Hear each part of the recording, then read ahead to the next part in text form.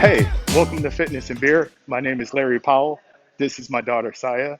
Today we're doing a review of the Westin Hilton Head Island Resort and Spa. The reason that we do these reviews is because we really value reading the written reviews, but sometimes it's difficult to read through the written reviews with all the differing opinions and decide what the hotel is actually going to be like. As a result, we try to improve upon the process by giving you some visual to go along with the words. This time we have a nighttime arrival, and let's step inside and see what we see. The Westin Hilton Head Island Resort and Spa is located on the beach right next to Marriott's Barony Beach Club. The Circle Drive is welcoming with a large fountain as its centerpiece. Now, this review was created at a time when COVID was still a major concern, and as a result, I hope that it can be helpful during both this time and beyond. The Westin is a 5-story building containing 416 guest rooms, 32 of which are suites. The lobby is nice and has a variety of seating available. We booked the Westin through a hot rate deal on Hotwire, where it was listed for $112 a night, but of course, that ends up totaling about $340 for a 2-night stay. We had a late Friday evening arrival, so check-in was a We snap. just checked into the Westin Resort, Hilton Head Island. I think it's actually, we just checked into the Westin Hilton Head Island Resort and Spa. I think that's the appropriate name. So far, the check-in has been pretty smooth. And well, let's go up to our room and see what else we see. The elevator lobby is nice, although the elevator doors are peppered with advertisement for Westin amenities. The hallways are clean enough and pretty typical of a hotel. Our room was a double queen and can best be described as basic. There was nothing bad about the room, but there was also nothing special. The size of the room was average at best and quickly felt cluttered once our things arrived. The television is a good size at 55 inches, and the decor is typical. The cleanliness feel is average, but again, I want to emphasize that average is not bad. The room features a chair with a fold-out tray that folds out into a small table, a center nightstand with a clock and charging station, an oversized desk, and a large television stand with bench seating underneath. We like the sliding doors on the bathroom, and we like the bathroom itself, which has double vanities. And my thing for measuring cleanliness appearance anyway is the space between the tiles and the tub, which in this case were very clean, although the tub itself did show some signs of wear. The closet is a decent size, has enough room to store many of your belongings, and has an iron and safe inside. The balconies have the typical 2-chair and small table setup. We had the so-called island view, which pretty much means cheaper view, but we could catch a glimpse of the beach and see the dog park, which is a pretty unique amenity. And as I did mention, I feel the cleanliness of this hotel was imperfect, and the room did have a few boogers that I would be remiss if I didn't show you. Nothing to the level of being a deal breaker, and overall, the room does hit the adequate mark.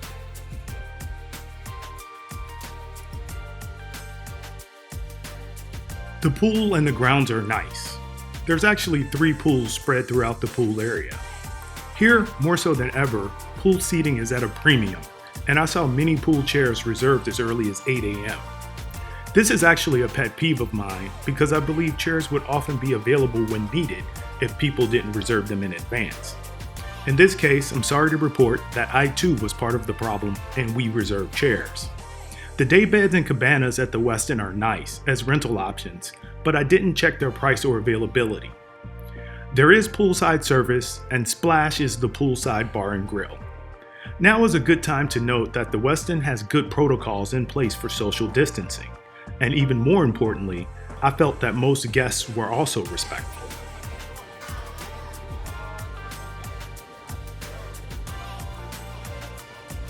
The Westin wins in the gym category. Gracing the entrance of the gym is 3 Peloton bikes, which were all occupied with one person waiting. I'm thinking the Pelotons probably aren't very accessible during peak times, but still cool to have. Overall, the gym is well equipped for a hotel fitness center. It has a good balance of cardio machines, free weights, stack weights, and space to work. Of course, there's towels and reading materials available. And lastly, there's machines not in use in order to respect social distancing. We didn't actually use the spa, but I was sure to get video of the spa lobby, and it was impressive. Lots of products, pleasant fragrances, and there's seating available.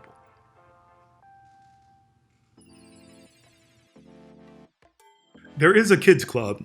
To my daughter's disappointment, was closed for obvious reasons. As I mentioned before briefly, there is a dog park. And lastly, the gift shop is also nice and pretty comprehensive. There's everything inside, from clothing items to pool toys and beach accessories to personal toiletry items to snacks and food items. Most items are only marginally overpriced. I'd say 20 to 30%, which isn't horrible for a resort. The walk to the beach from the hotel grounds is no more than 50 yards. The beach behind the Westin is nice, even though the water off of Hilton Head Island beaches tends to look grayish. The sand near the water is harder and good for both running and bike riding. We arrived on the beach at about 10 a.m. and excited for a fun day. There's beach rentals, which can be reserved or purchased at the nearby lifeguard station.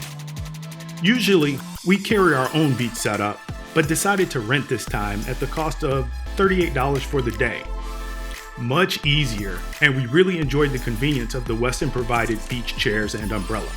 After settling in and getting comfortable, we noticed that the beach was occupied, but not at all crowded.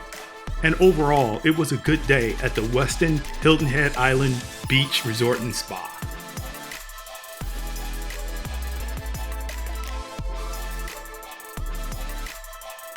The Westin had 4 dining options available when we were there.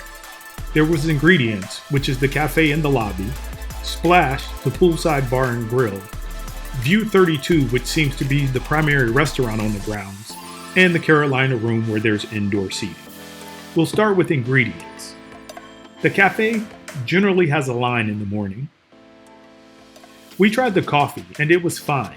They also had an assortment of baked goods that looked and smelled good, but we didn't actually try. Next is Splash, the poolside bar and grill. We hit this place up for lunch. Splash has a nice deck and a decent view.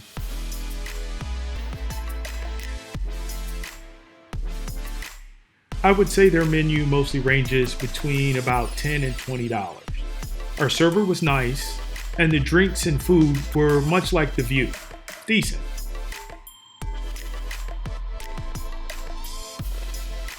Then there's View 32, and that's exactly what it has, a great view. The view of the grounds, pool, and beach in the distance is great.